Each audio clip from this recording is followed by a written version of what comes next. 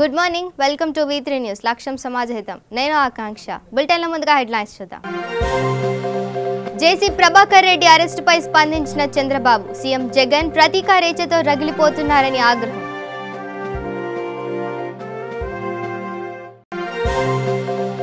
గోదావరి జల దీక్షకు వెళ్తున్న కాంగ్రెస్ నేతలు అరెస్ట్. పలువురు కాంగ్రెస్ నేతల ఇళ్లను చుట్టుముట్టిన పోలీసులు.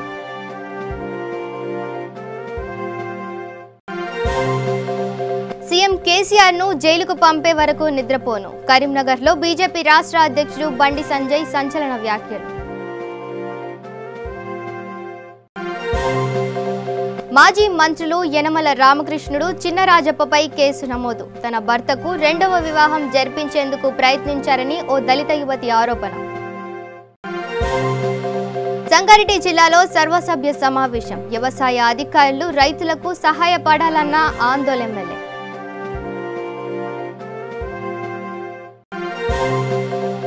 చిత్తూరు జిల్లా వడ్డేపల్లిలో అగ్ని ప్రమాదం. సుమారు 5 లక్షల ఆస్తి నష్టం.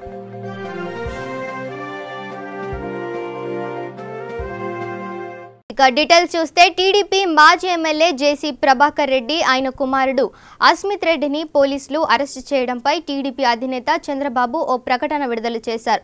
హైదరాబాద్లోని ఆయన నివాసంలో ఉన్న ప్రభాకర్ రెడ్డిని ఏపీ పోలీసులు అరెస్టు చేయడాన్ని చంద్రబాబు తీవ్రంగా ఖండించారు. సీఎం జగన్ ప్రతీకారేచతో రగిలిపోతున్నారని, ప్రజా సమస్యలపై టీడీపీ పోరాటాన్ని సహించలేక అక్రమ అరెస్టులకు తెరతీశారని చంద్రబాబు విమర్శించారు. ఏడాది పాలన వైఫల్యాల నుంచి ప్రజల దృష్టి మరల్చేందుకే టీడీపీ నేతలపై తప్పుడు కేసులు పెట్టి అక్రమ అరెస్టులు చేస్తున్నారని ఆరోపించారు. నిన్న అచ్చెన్నాయుడు, నేడు జేసీ ప్రభాకర్ రెడ్డి అరెస్టులు జగన్ కక్ష సాధింపు చర్యలేనని చంద్రబాబు అన్నారు. తాను జైలుకు వెళ్లాలన్న ఆకస్సుతో జగన్ కక్ష పెంచుకొని ఇతరులను జైలుకు పంపుతున్నారని వ్యాఖ్యానించారు. టీడీపీ నేతలను శారీరకంగా, మానసికంగా, ఆర్థికంగా ఇబ్బందులు పెడుతున్నారన్నారు. ప్రతీకారేచతో రాష్ట్రాన్ని జగన్ పతనం చేస్తున్నారని, కక్ష సాధింపు చర్యలతో తెలుగుదేశం పార్టీని ప్రజల నుంచి దూరం చేయలేరని, రెట్టించిన బలంతో ప్రజా సమస్యలపై పోరాడతామని చంద్రబాబు స్పష్టం చేశారు. ఇక గోదావరి జల దీక్షకు వెళ్తున్న కాంగ్రెస్ నేతలను పోలీసులు అరెస్టు చేశారు. తెలంగాణ రాష్ట్రంలో పెండింగ్లో ఉన్న పలు సాగునీటి ప్రాజెక్టులను టీఆర్ఎస్ ప్రభుత్వం వెంటనే పూర్తి చేయాలనే డిమాండ్తో కాంగ్రెస్ పార్టీ తలపెట్టిన జల దీక్షను పోలీసులు భగ్నం చేశారు. ప్రాజెక్టుల వద్ద దీక్షలు చేపట్టేందుకు అనుమతి లేదంటూ రాష్ట్ర వ్యాప్తంగా నేతలను హౌస్ అరెస్టు చేసి అడ్డుకుంటున్నారు.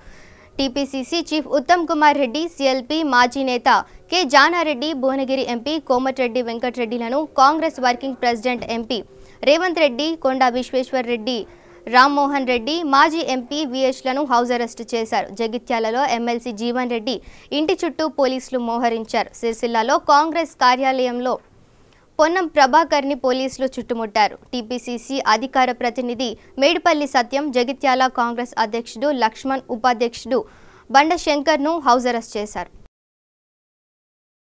ఇక ముఖ్యమంత్రి కేసీఆర్ను జైలుకు పంపే వరకు నిద్రపోనని బీజేపీ రాష్ట్ర అధ్యక్షుడు కరీంనగర్ ఎంపీ బండి సంజయ్ సవాల్ విసిరారు. గంగుల కమలాకర్ ఒక కరీంనగర్ జిల్లాకు మాత్రమే మంత్రి అని, ఒక రాష్ట్ర మంత్రిగా రాష్ట్రంలో ఎన్ని ప్రాంతాలు పర్యటన చేశారో చెప్పాలని ప్రశ్నించారు. కరీంనగర్లో మీడియా సమావేశం ఏర్పాటు చేసిన బండి సంజయ్, సీఎం కేసీఆర్ మంత్రి గంగుల ధాన్యం కొనుగోలు ప్రారంభించమంటే కరీంనగర్లో ప్రజా ప్రతినిధులను కొనడం మొదలు పెట్టారని విమర్శించారు.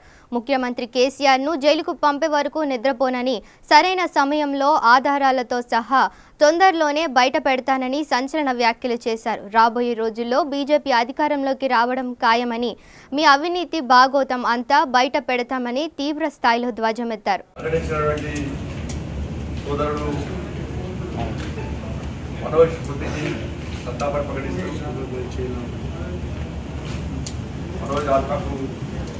శాంతి చేకూర్చాలని, ఇలా కుటుంబంలో కూడా చెప్పి ప్రస్తుతిగా ప్రభుత్వం పాటిస్తాయి లేదా ప్రభుత్వం తెలిసి పార్టీగా సంతృప్తిపరచడానికి మనోజ్ వాడాలి.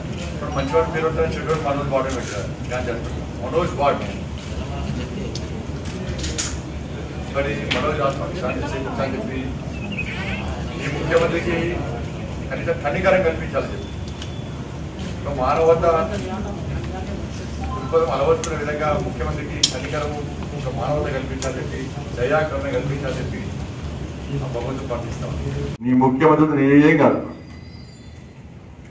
మేకపోతు గాంభీర్యాన్ని ప్రదర్శిస్తే నువ్వు దానికే పర్మిట్ పెట్టు. సంస్కారంగా మాట్లాడాలి. మేము గౌరవం మాట్లాడితే అహంకారంగా మాట్లాడతాడు.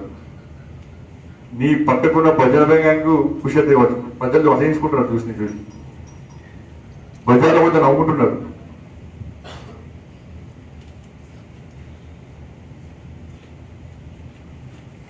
నీ లెటర్ అన్ని కూడా బినామీ కట్టల కోసం ఉపయోగిస్తాను, జీరో కట్టల కోసం ఉపయోగిస్తాను. నీ అవినీతిని అడ్డుకునే పని చేస్తే మేము అభివృద్ధి అడ్డుకుంటున్నామాట. చెప్పు, నిధులు ఎక్కడ చేసినాయి? నువ్వు చేస్తున్న అధికార పైసలు ఎక్కడి పైసలు? నీ డిపార్ట్మెంటే కదా. రేషన్ బియ్యానికి కేంద్రం 29 రూపాయలు వాస్తాం కదా, నువ్వేం చేస్తుంది? ప్రభుత్వం ఎంత ఇస్తుంది? స్వచ్ఛ భారత్ మిషన్ పైసలు ఎక్కడి? ఎవరి పైలట్స్ మన కోసం ఎవరికి? అమృత్ పైసలతో మిషన్ పైన చేస్తున్న పైసలు ఎవరి?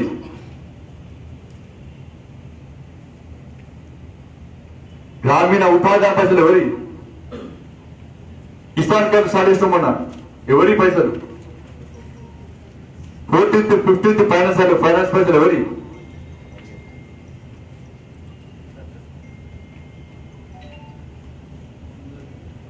ఏడవ డబుల్ బెడ్రూమ్లు దేశవ్యాప్తంగా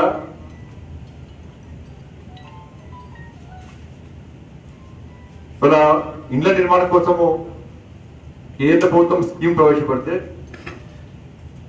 ఇలా డబుల్ బెడ్రూమ్ పెట్టుకొని ఎన్ని ఇళ్ళు కట్టించాడు? ప్రధానమంత్రి ఆవాస్ యోజన కింద ఎంతమందికి ఇచ్చినావు? ఎలక్షన్ రాగానే ఎవరు డబుల్ బెడ్రూమ్, అగో double bedroom. Prime minister fund ఇచ్చిన, నువ్వు ఇచ్చినావా? నీకు అసలు చేయడానికి ఏడవే లెక్కలు కావాలి. మరి నువ్వు మంత్రివి, ఎన్ని జిల్లాలు తిరిగినావు, ఎన్ని నియోజకవర్గాలు తిరిగినావు? ఐకేపీ సెంటర్ల కొనుగోలు కేంద్రాల సిరిసిల్ల వేనా? నువ్వు వేనావా సిరిసిల్లకు? వెములవాడ నియోజకవర్గం వేనా? నువ్వేనావా? చొప్పదండి నియోజకవర్గంలో కొనుగోలు కేంద్రాలు నువ్వు తిరిగినావా? మానకొండ నియోజకవర్గంలో నేను తిరిగినా, నువ్వు తిరిగినావా? ముస్తాబాద్ నియోజకవర్గంలో నువ్వు తిరిగినావా? కరీంనగర్ మండలంలో నువ్వు తిరిగినావా? మామిడి తోటలు నష్టపోతే సిరిసిల్ల తిరిగినా, నువ్వు తిరిగినావా? మానకొండలో తిరిగినా, నువ్వు తిరిగినావా? ముస్తాబాద్ తిరిగినా, నువ్వు తిరిగినావా? కోవిడ్ నువ్వేనావా? ఇవాళ చందుర్తి మండలంలో శ్రీనివాస్ అనే నిరుపేద రైతు పిడుగు పాడితో మరణిస్తే నేను పోయినా, నువ్వేనావా? కరోనా విద్య నిర్వహణలో మరణించినటువంటి కానిస్టేబుల్ సోదరుడు దేవయ్య చనిపోయాడు, నేను పోయి కలిసిన, నువ్వే కలిసినావా? వేములవాడలో చిన్నపిల్లలు చనిపోయారు యాక్సిడెంట్, నువ్వేనావా? ఇవన్నీ తిరిగినట్టు కదా. ఇక మాజీ మంత్రి యనమల రామకృష్ణుడు చిన్నరాజప్పపై దళిత యువతి తూర్పుగోదావరి జిల్లా ఎస్పీకి ఫిర్యాదు చేసింది. తన భర్తకు రెండో వివాహం జరిపించేందుకు యనమల చిన్నరాజప్ప ప్రయత్నించారని ఆరోపించారు. కాకినాడ రూరల్ మాజీ ఎమ్మెల్యే పిల్లి అనంతలక్ష్మి కుమారుడు రాధాకృష్ణతో 9 ఏళ్ల క్రిందట మంజుప్రియ ప్రేమ వివాహం చేసుకుంది. గత కొంతకాలంగా భర్తని కాపురానికి పంపకుండా వేధించడంతో ఇంద్రపాలెం పోలీస్ స్టేషన్లో అత్తమామలపై ఫిర్యాదు చేసింది. మంజుప్రియకు 2 పిల్లలు. రాధాకృష్ణకు రెండవ వివాహం చేసేందుకు తల్లిదండ్రులు ప్రయత్నించారు. యనమల స్వగ్రామమైన ఏవి నగరంలో వివాహ ఏర్పాట్లు చేశారు. వివాహానికి యనమల చిన్నరాజప్ప హాజరయ్యారు. బాధితురాలు పోలీసులను ఆశ్రయించడంతో వివాహం ఆగిపోయింది. తన అత్తమామలతో పాటుగా యనమల చిన్నరాజప్పపై ఎస్పీకి ఫిర్యాదు చేయడంతో పోలీసులు SC ST అట్రాసిటీ కేసు నమోదు చేశారు. మాజీ ఎమ్మెల్యే పిల్లి అనంతలక్ష్మి గారు, సత్యనారాయణ గారు అబ్బాయిని, 3వ అబ్బాయిని పెళ్లి చేసుకున్నానండి. లవ్ మ్యారేజ్ చేసుకున్నాం అన్నవరం గుడిలో 2010 4వ నెల సెప్టెంబర్లో చేసుకున్నామండి. చేసుకున్నాక 2 పిల్లలు కూడా పుట్టారండి మాకు. మేము ఆదపట్నంలో సజీవంగా మా కాపురం సాగేదండి. సాగుతుండగా 9 సంవత్సరాలు కాపురం చేసిన వాళ్ళకి 9 సంవత్సరాల తర్వాత SC అనే కులం అనేది వాళ్ళకి గుర్తొచ్చిందంటే, అందుకని SC అమ్మాయి మా ఇంట్లో కాపురం పనిచేయదు, మా క్యాస్ట్ అమ్మాయికి మేము పెళ్లి చేసుకుంటామని చెప్పేసి నన్ను బెదిరించి తప్పించేశారండి. తప్పించేసి తర్వాత నేను కేసు పెట్టాక నువ్వేం చేయలేవు, మమ్మల్ని ఏం చేయలేవు, అంత మాది అలాగే ఇలాగని చెప్పేసి నన్ను బెదిరించేసి నువ్వేం చేసుకుంటావో చేసుకుని మా అబ్బాయికి ఇంకో పెళ్లి చేసుకుంటామని చెప్పేసి వేరే అమ్మాయితో పిలుచుకుని పెళ్ళి మన యనమల రామకృష్ణ గారు ఏవి మలవరం ఏదో అంటండి ఆ ఊరికి పెళ్లి పెట్టినారండి. అనుకుంటే తెల్లవారుజామున వెళ్ళి ఆపేసాం. ఆ పెళ్ళికి పెద్దలుగా చిందాజప్ప గారు, యనమల రామకృష్ణ గారు, పి సత్యనారాయణమూర్తి గారు, మొత్తం మా మావయ్య గారు, మా ఫ్యామిలీ మెంబర్స్ అందరూ కూడా వెళ్ళి ఆ అబ్బాయికి పెళ్లి చేయడం చెప్పారండి. నేను వెంటనే వెళ్ళి మహిళా పోలీస్ స్టేషన్కి కంప్లైంట్ చేస్తే వాళ్ళు తొందరగా రియాక్ట్ అయ్యి ఆ పెళ్ళిని అయితే ఆఫ్ చేశారండి. మళ్ళీ నేను ఈ పెళ్లి గురించి వీళ్ళందరూ సపోర్ట్ చేస్తానని చెప్పి డిఎస్పీ గారికి వచ్చి మళ్ళీ కంప్లైంట్ పెట్టారండి స్పందనకు వచ్చి. ఇప్పుడు ఏమన్నారమ్మా పోలీసులు ఎంక్వైరీ? సారు రేపు వెళ్తారమ్మ, డిఎస్పీ గారికి వెళ్ళమని రాసి రిసిప్ట్ ఇచ్చారండి మనసు.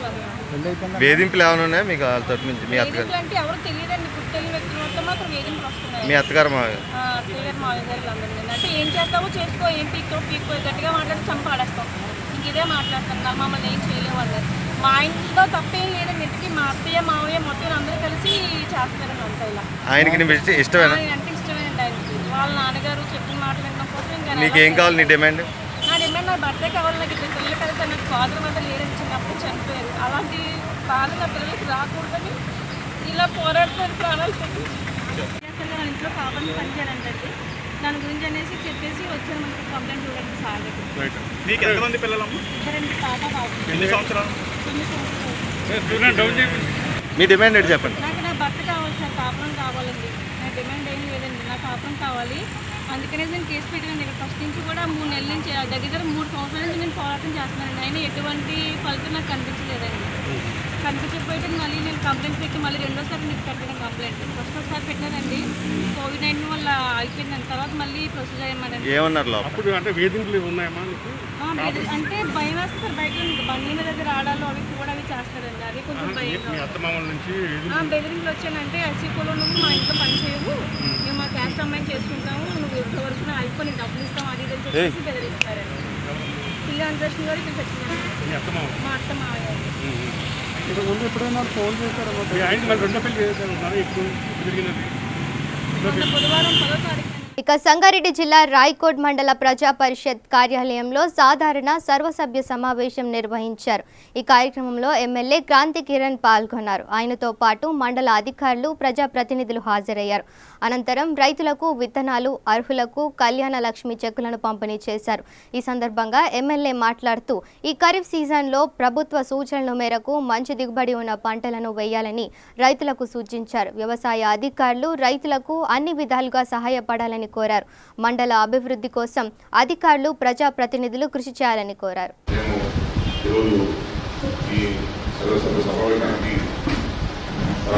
ఎందుకంటే ఇంతకుముందు 3 సార్లు విత్తనాలు ఇచ్చినా కూడా మీరు మేనేజ్ చేసుకోండి అని చెప్పి నేను చెప్పినాను. కానీ ఇప్పుడు కరోనా వచ్చిన తర్వాత ప్రభుత్వ ఇంట్లో కూడా సంక్షోభం ఉన్నది. అది కనపడని సంక్షోభం కనిపించినట్టు ఉంటుంది, కానీ అది కనపడకుండా ఉన్నది. ప్రతి గ్రామంలో కూడా ఆ పరిస్థితి ఉన్నది. దాన్ని మనం అధిగమించాలంటే మీరందరూ కూడా ఇంకా చదువుకోవాలి. మనం ఏదైతే ఇంకా ఉత్పత్తులు పెంచాలో, దేశంలో లాక్డౌన్ మూలంగా బాగా ఉత్పత్తులు బాగా ఆగిపోయినాయో వాటన్నిటిని మనం తీసుకోవాలంటే మీరందరూ కూడా బాగా కష్టపడాల్సిన అవసరం ఉంది. మీరందరూ గ్రామాల్లో ఉన్న రైతుల్ని కూడా ఇంకా మోటివేట్ చేయాల్సిన అవసరం ఉంది. ప్రజల్ని కూడా తమ ఆరోగ్యం పట్ల కూడా మీరందరూ మోటివేట్ చేయాల్సిన అవసరం ఉంది. ప్రభుత్వం కల్పిస్తున్న సౌకర్యాలన్నింటినీ కూడా ప్రజలు ఉపయోగించుకునే విధంగా వాళ్ళందరికీ మీరు చెప్పడానికి ఇంకా ప్రయత్నిస్తారని చెప్పి కూడా నేను మీ అందరికీ తెలియజేసుకుంటూ ఈ జనరల్ సమావేశంలో మీరందరూ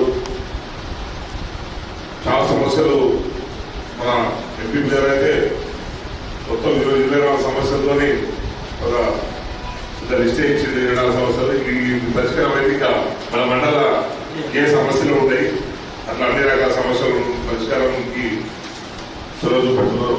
చాలా మంచి నాయకులు మండలంలో ఎంపీ గారు కానీ, డిప్యూటీసీ కానీ, డిప్యూటీసీ కాకుండా కూడా మా సోదరులు కానీ, మిగతా నాయకులు కానీ, మీ మండల సభ్యుల పూర్వాధ్యక్షులు కానీ, ఇప్పటికీ ఏ సమస్య వచ్చినా సరే వెంటనే స్పందించే నాయకులు ఉన్నారు. వాళ్ళ సమస్య వచ్చింది, శనగలు కొనాలి, జొన్నలు కొనాలి, ఎందుకంటే పత్తి కొనాలి, కొనడంలో ఇబ్బంది వస్తుంది అని చెప్పి చెప్పడం, ఈ రైతులు ఇక్కడ ఎరువులు లేవని చెప్పడం, ఇంకా ఈ గ్రామంలో ఈ పని అవుతుందని చెప్పడం, ఈ చెప్పిన వెంటనే వాటిని కూడా ఫాలో చేసే అధికార యంత్రాంగం ఎంపీడీఓ స్టీఫెన్ గారు కానీ, ఎంఆర్ఓ గారు కానీ, ఇంకా మన రైతుల గురించి అధికారులైతే పాపం చాలా కష్టపడుతున్నారు. మీరందరూ చూస్తున్నారు. వ్యవసాయ శాఖ అంటే ఎవరికి కూడా ఏదో మూలకుంటున్న ఆఫీసు ఎవరు కూడా పట్టించుకునే పరిస్థితి లేదు కాదు.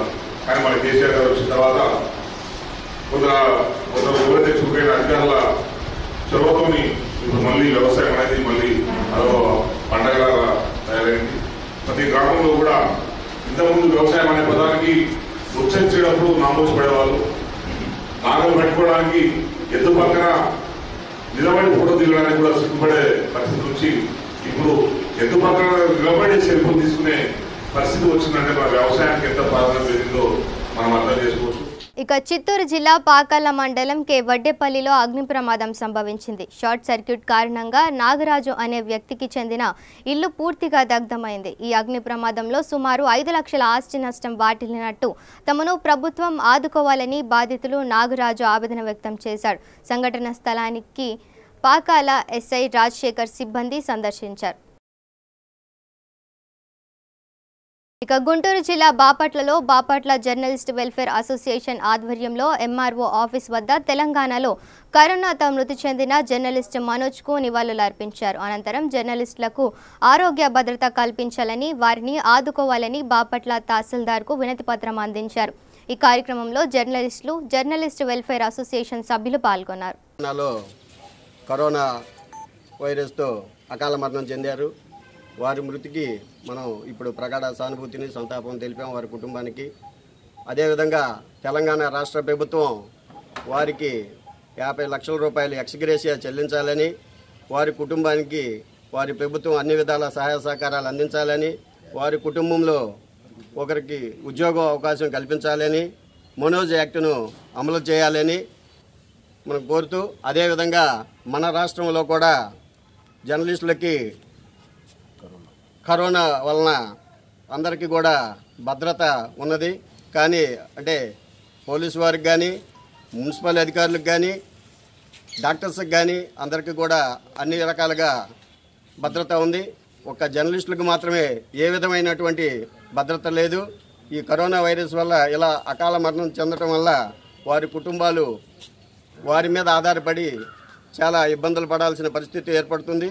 కావున జర్నలిస్టులందరికీ ఈ ప్రభుత్వం కూడా ఆదుకోవాలని ముఖ్యమంత్రి వైఎస్ జగన్మోహన్ రెడ్డి గారికి ఈ పూర్వకంగా తెలియపరుస్తూ బాపట్ల జర్నలిస్టులందరి తరఫున చేస్తూ ఎంఆర్ఓ గారికి వినతి పత్రం ఇవ్వటం జరుగుతుంది. సభ్యులందరూ కూడా గమనించవలసిందిగా ప్రార్థన. ఇక మెదక్ జిల్లా టేక్మల్ మండలంలో విద్యా వాలంటీర్లను రెన్యువల్ చేసి వారి కుటుంబాలను ఆదుకోవాలని విద్యా వాలంటీర్ల రాష్ట్ర ఉపాధ్యక్షుడు దత్తు కుమార్, జిల్లా ప్రధాన కార్యదర్శి గడ్డం ఫండరియా అన్నారు. తెలంగాణ రాష్ట్ర వ్యాప్తంగా 12,000 మంది విద్యా వాలంటీర్లు ఉన్నారని, లాక్డౌన్ సమయంలో నెల జీతాన్ని ఇవ్వడం జరిగిందని అన్నారు. తెలంగాణ రాష్ట్ర ముఖ్యమంత్రి కేసీఆర్ తిరిగి తమని విధుల్లోకి తీసుకోవాలని కోరారు. తెలంగాణ రాష్ట్రంలో పనిచేస్తున్నటువంటి ప్రతి విద్యా వాలంటీర్కు నా యొక్క నమస్కారం. నా పేరు కె దత్తు కుమార్. నేను తెలంగాణ రాష్ట్ర విద్యా వాలంటీర్ల సంఘం ఉపాధ్యక్షుడిని మాట్లాడుతున్నాను. ప్రభుత్వం వచ్చిన తర్వాత విద్యా వాలంటీర్లకు రెన్యువల్ చేయడం జరిగింది. ఈ సంవత్సరం కూడా 2021 సంవత్సరం కూడా రెన్యువల్ చేయాలన్నది మా యొక్క విద్యా వాలంటీర్ల యొక్క ముఖ్య ఉద్దేశం. పాఠశాలలో చదువుతున్నటువంటి పేద విద్యార్థులకు నాణ్యమైన విద్యను అందిస్తున్నాం.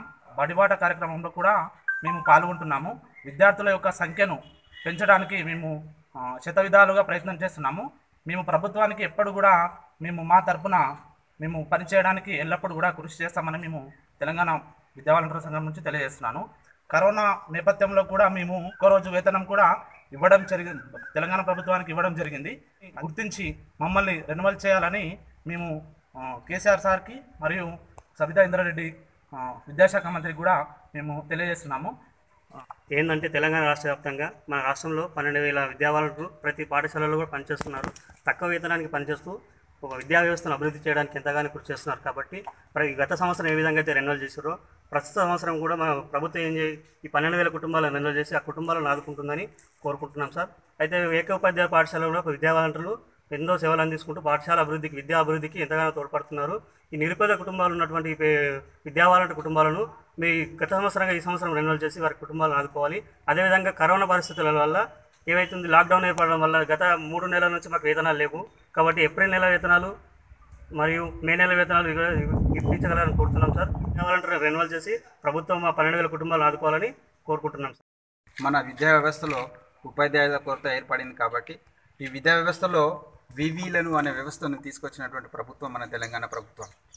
ఇది మేము మెరిట్ తోటి వచ్చినాం కాబట్టి ప్రతి సంవత్సరం మా విద్యా వ్యవస్థలోని వివిలను కొనసాగిస్తూ రెన్యువల్ చేస్తూ మమ్మల్ని కొనసాగించాలని కోరుకుంటున్నాం. 12,000 మంది కుటుంబాలు మా విద్యా వ్యవస్థ మీద ఆధారపడి ఉన్నాయి కాబట్టి మా కుటుంబాలను ఆదుకొని మా విద్యా వ్యవస్థలో వివిలను అందరినీ మళ్ళీ రెన్యువల్ చేయాలని కేసీఆర్ గారి ప్రభుత్వానికి మేము కోరుకుంటున్నాము. ఇక రాజన్న సిరిసిల్ల జిల్లా ముస్తాబాద్ మండల కేంద్రంలో తొలి కరోనా కేసు నమోదైంది.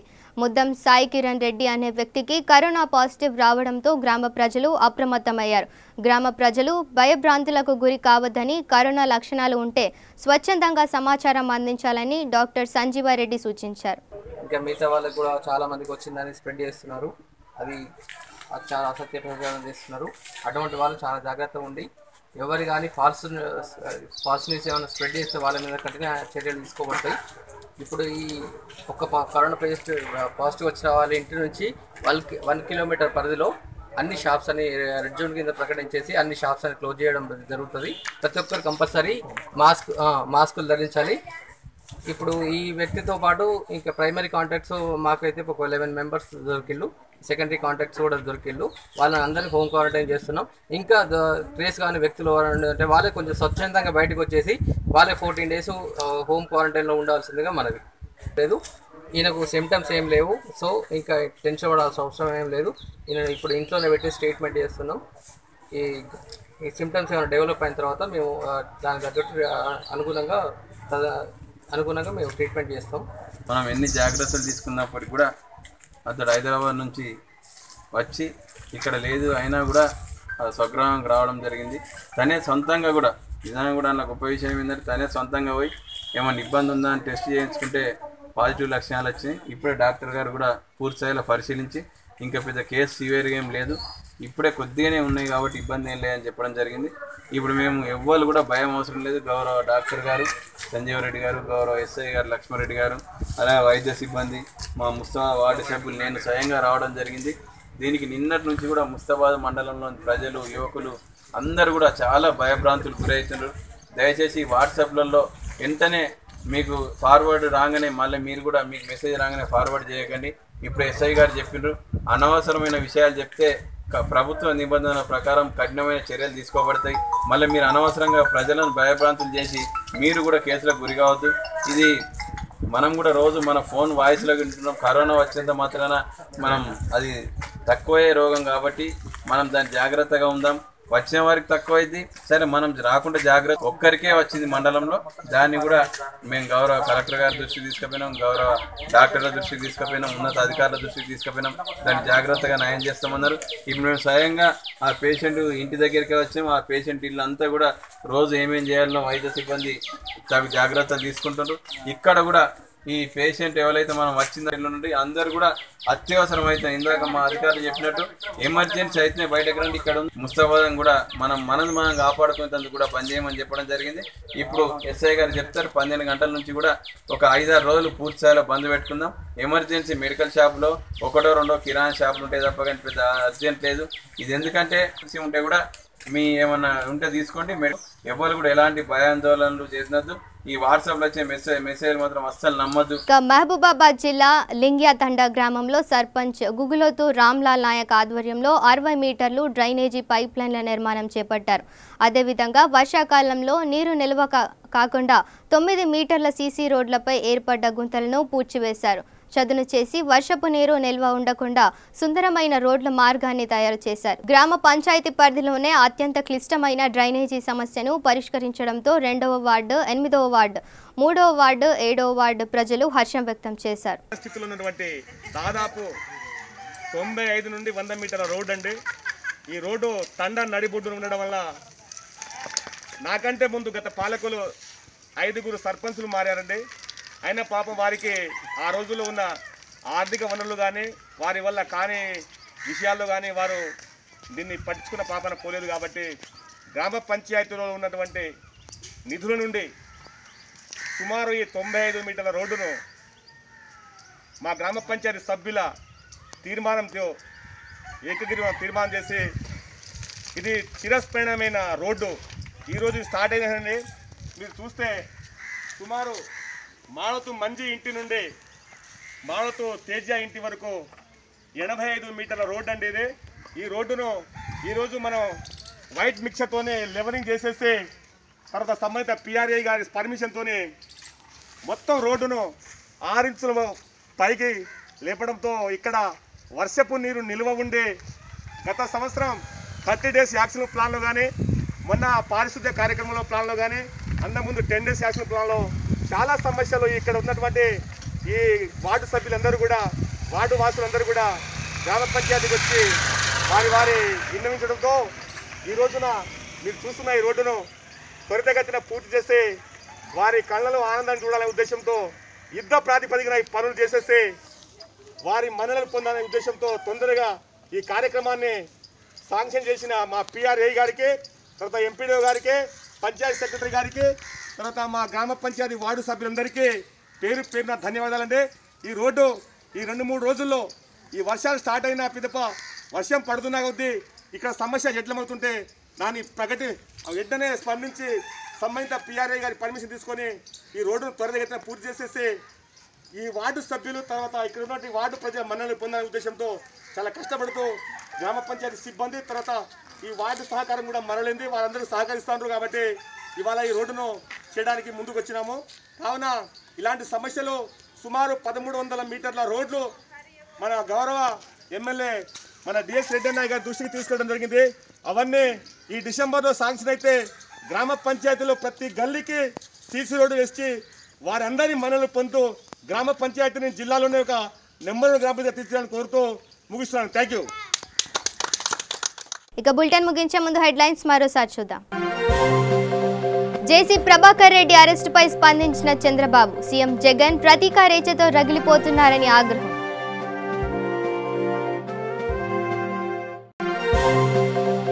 గోదావరి జల దీక్షకు వెళ్తున్న కాంగ్రెస్ నేతలు అరెస్ట్, పలువురు కాంగ్రెస్ నేతల ఇళ్లను చుట్టుముట్టిన పోలీసులు.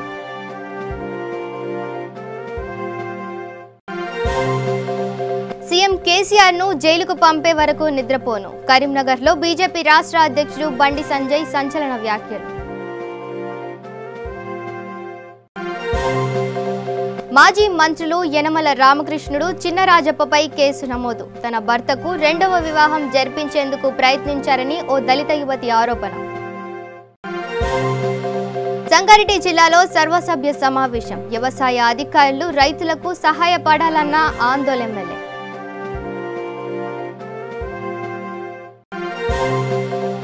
చిత్తూరు జిల్లా వడ్డేపల్లిలో అగ్ని ప్రమాదం, సుమారు 5 లక్షల ఆస్తి నష్టం.